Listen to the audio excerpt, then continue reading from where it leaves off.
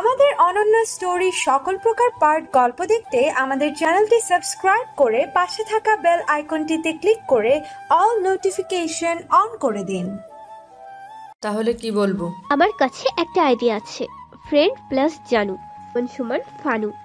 থেকে আমরা একজন আরেকজনকে ফানু বলে ডাকবো, ভালো না আইডিয়াটা?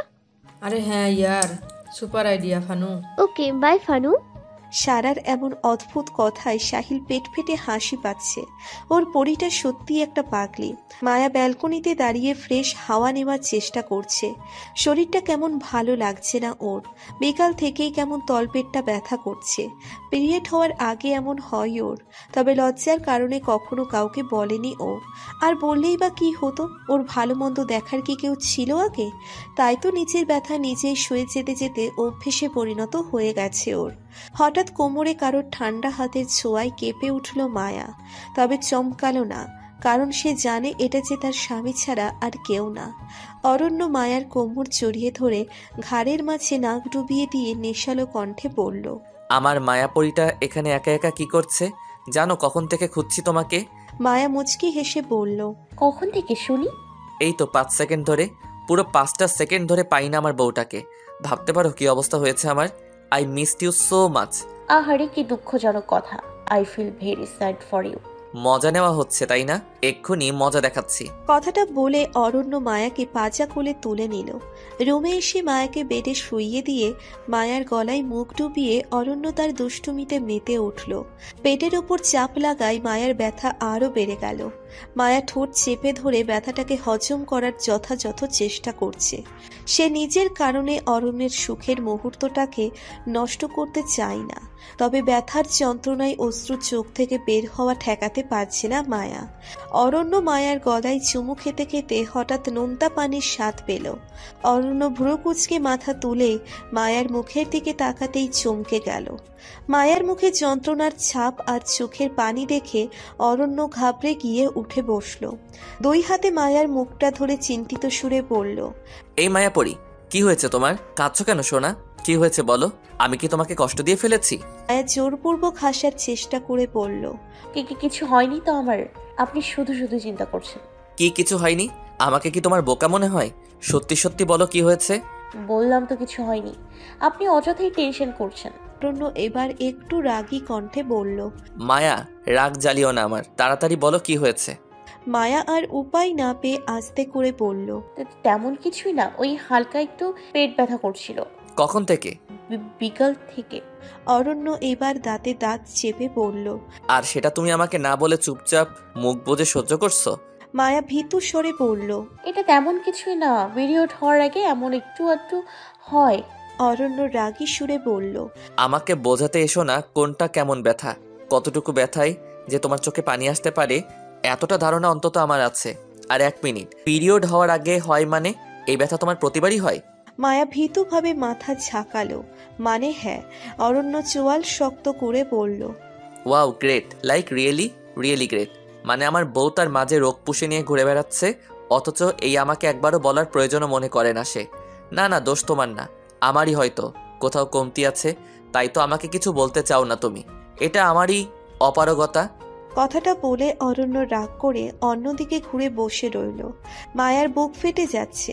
মায়া উঠে বসে অরণ্যকে পেছন থেকে জড়িয়ে ধরে কেঁদে উঠে বলল, প্লিজ এমন করে বলবেন না, আমার খুব ভুল হয়ে গেছে, মাফ করে দিন আমাকে। আসলে আমার সুবিধা অসুবিধা বলার মতো কেউ ছিল না এতদিন, তাই তো নিজের যে কোনো সমস্যা কাউকে না জানার একটা অভ্যাস হয়ে গেছে আমার।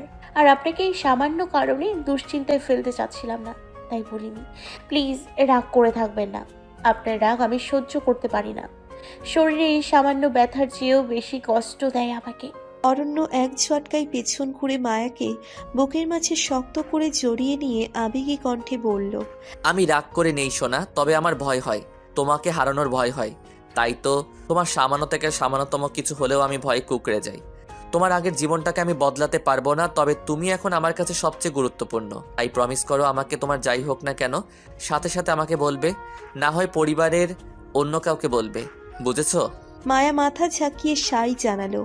অরণ্য মায়ার চোখের পানি মুছে দিয়ে বলল, এখন চলো তাড়াতাড়ি রেডি হয়ে নাও, আমরা এখনই ডাক্তারের কাছে যাব।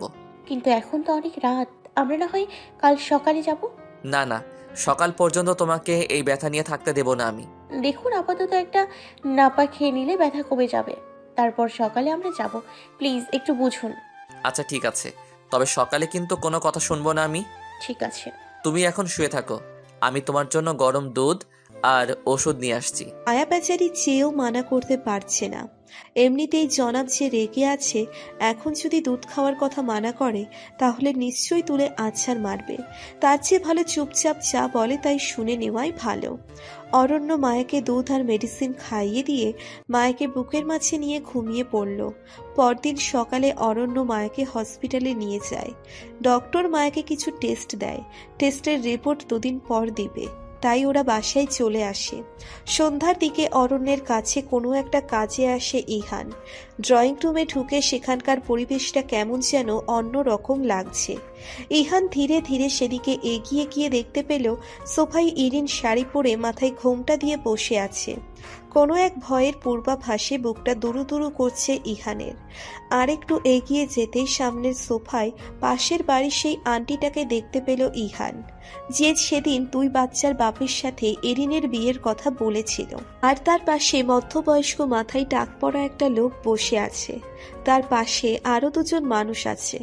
এবার ইহানের বুকটা কেঁপে উঠল। ও যা ভাবছে তা সত্যি হতে পারে না, কিছুতেই না। ইহানকে দেখে সাহিল ওর দিকে এগিয়ে এলো। ইহান সাহিলকে জিজ্ঞেস করলো, কি হচ্ছে এখানে? আর ওই মহিলা এখানে কি করছে? আরে এরা আপুকে বিয়ের জন্য দেখতে এসেছে। বিয়ে প্রায় পাকা হয়ে গেছে, এখন শুধু দিন তারিখ ঠিক করবে। ইহানের পায়ের নিচ থেকে যেন মাটি সরে গেল। হৃদস্পন্দন থমকে গেল ওর। ইহান কম্পিত কণ্ঠে বলল, কি বলছিস এসব? হঠাৎ করে এই বিয়ের কথা কোত্থেকে আসলো? আর এমন একটা বিয়ের প্রস্তাবে তোরা রাজি হলি কিভাবে? সাহিল বলে উঠল, আরে এই বিয়ের ব্যাপার আমাদের কারোরই তেমন মত ছিল না, কিন্তু আপুর না জানি কি হয়ে গেছে। আবু নিজে থেকে এই বিয়ের কথা বলেছে, তাই তো আমরা চেয়েও মানা করতে পারছি না। সাহিলের কথাই ইহানের বুঝতে বাকি রইল না ইরিন কেন এসব করছে। এরিন যে ওকে দূরে সরানোর জন্যই এসব করছে তা ভালোই বুঝতে পারছে ইহান। এসব ভাবতেই তরতর করে পায়ের রক্ত মাথায় উঠে গেল ইহানের। ইরিনের দিকে অগ্নি চোখে তাকালো। অন্য একটা আধপুরো লোকের জন্য এভাবে শাড়ি পরে সেজেগুজে বসে থাকতে দেখে কপালের রগ ফুলে ফেপে যাচ্ছে ওর। হাতের মুঠো শক্ত করে সবার সামনে এগিয়ে গেল ইহান। ইহানকে দেখে ভয় কেঁপে উঠল ইরিন। ও যে ওই সময় চলে আসবে তা ভাবতেই পারেনি ও। এখন সবার সামনে কোনো সিন ক্রিয়েট না করলে হয়। ইহান সবার সামনে এসে ওই মহিলাটির উদ্দেশ্যে চোয়াল শক্ত করে বলে উঠল, আপনি আবারও এ বাড়িতে এসেছেন? আপনাকে না সেদিন মানা করে দেওয়া হয়েছিল, তারপরও কোন লজ্জায় এসেছেন? ইহানের কথায় সবাই একটু অপ্রস্তুত হয়ে গেল। আর মহিলাটি তেজি সুরে বলল, এই ছেলে, ভদ্রভাবে কথা বলো। আমি এখানে এমনি এমনি আসিনি, আমাকে এখানে আসতে বলেছে তাই এসেছি। আর তুমি কে? হ্যাঁ, তোমার কেন কৈফিয়ত দিতে হবে তোমাকে? অবস্থা বেগতিক দেখে তনিমা বেগম এগিয়ে এসে বলল, ইহান বাবা শান্ত হও, উনি ঠিকই বলেছেন, আমরাই ওনাকে আসতে বলেছি। উনি ইরিনের জন্য পাত্র নিয়ে এসেছেন। ইহান বলে উঠল। এখানে কোনো বিয়ে হচ্ছে না আন্টি। তারপর ছেলেপক্ষের দিকে তাকিয়ে আঙ্গুলে তুড়ি বাজিয়ে বলল, hey you, get up and get lost from here. মাত্র 2 মিনিট সময় দিচ্ছি, নিজের পরিবারকে নিয়ে ফুটুন এখান থেকে, না হলে অ্যাম্বুলেন্সে করে যেতে হবে। ইহানের কথায় সবাই এবার প্রচুর অবাক হয়ে গেল। তবে অরণ্য আর সাহিলের মাঝে কোনো ভাবান্তর হলো না। ওদের দেখে মনে হচ্ছে ওরা জানতো এমনটাই কিছু হবে। পাশের বাড়ির আন্টিটা রেগে গিয়ে বলল, এইসব কি ধরনের ব্যবহার ভাবি? আমাদেরকে এখানে অপমান করার জন্য ডেকে এনেছেন? ইহান আরো রাগী কণ্ঠে বলে উঠল, অপমান তাদের করা যায় যাদের কোনো মান আছে। এখন 3 গোনার মধ্যে যদি এখান থেকে না ফুটেছেন তাহলে আই সোয়ার নিজের পায়ে বাড়ি ফিরতে পারবেন না। বেচারা আন্টি আর ছেলেপক্ষ এক বলার আগেই সবগুলো লেজ গুটিয়ে পালিয়ে গেল। ওরা যেতেই এবার ইরিনের বাবা বলে উঠল, এসব কি ধরনের ব্যবহার ইহান? এসব কেন করলে তুমি? ইহান এবার বিনম্র সুরে বলল, আই এম সরি আঙ্কেল, তবে আমি আপনাদের কিছু কথা বলতে চাই। আমি কথাটা এভাবে বলতে চাইছিলাম না, তবে এখন না বলে আর কোনো উপায় নেই। কি বলবে বলো। আমি ইরাবতীকে বিয়ে করতে চাই। আপনাদের অন্য কোথাও ছেলে খুঁজতে হবে না। আমি কালই আমার বাবা মাকে নিয়ে আসবো বিয়ের কথা বলতে। ইহানের কথায় সবাই প্রায় থমকে গেল। ইরিন তো পুরো স্তব্ধ হয়ে গেল। ইহান যে সবার সামনে এমন কথা বলবে তা ভাবতেই পারেনি ও। ইরিনের বাবা কি বলবে ভেবে পাচ্ছে না। কিছুক্ষণ ভেবে বলল, কিন্তু তুমি কেন বিয়ে করতে চাও ইরিনকে? ইহানের সহজ স্বীকারোক্তি। কারণ আমি ইরাবতীকে ভালোবাসি, আর আজ থেকে না, আরো অনেক আগে থেকেই ভালোবাসি। কিন্তু তোমার মা বাবা কি এই বিয়েতে রাজি হবেন? সেটা নিয়ে ভাববেন না আঙ্কেল, আমি আমার মা বাবাকে চিনি। আমার খুশির জন্য তারা কখনোই মানা করবে না। আমি ওনাদের রাজি করিয়ে কালই নিয়ে আসব। ঠিক আছে, তোমার মা বাবাকে আগে নিয়ে আসো। তারা যদি রাজি থাকে তাহলে আমার কোনো আপত্তি নেই। তখনই ইরিন মাঝখান থেকে উঠে বলল, কিন্তু আমি এই বিয়েতে রাজি না।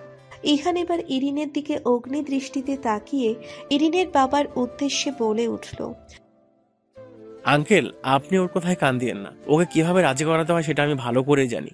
আপনি অনুমতি দিলে আমি ইরাবতীর সাথে একটু কথা বলতে পারি। ইরিনের বাবা মাথা ঝাঁকিয়ে সাই জানালো, কিন্তু ইরিন কথা বলতে মানা করে দিল। ইহান এবার রেগে গিয়ে ইরিনের হাত ধরে টানতে টানতে ওপরের দিকে নিয়ে গেল। বাকিরা কেউ কিছু বলতে চাইলে অরণ্য বাধা দিয়ে বলল। অরণ্যের কথাই আর কেউ কিচ্ছু বলল না। অরণ্য মনে মনে চাইছে এবার যেন ওর বোনটার জীবনে সুখ আসে। ইরিনকে টানতে টানতে নিয়ে এসে ইরিনের রুমে এলো। দরজা আটকে দিয়ে ইরিনকে দেওয়ালের সাথে চেপে ধরে চোয়াল শক্ত করে ইহান বলে উঠল, কি করতে চাইছিল তুমি? হ্যাঁ, তোমাকে একটু ছুটকি দিয়েছি? তুমি তো দেখছি পালাবার প্ল্যান করে নিয়েছো।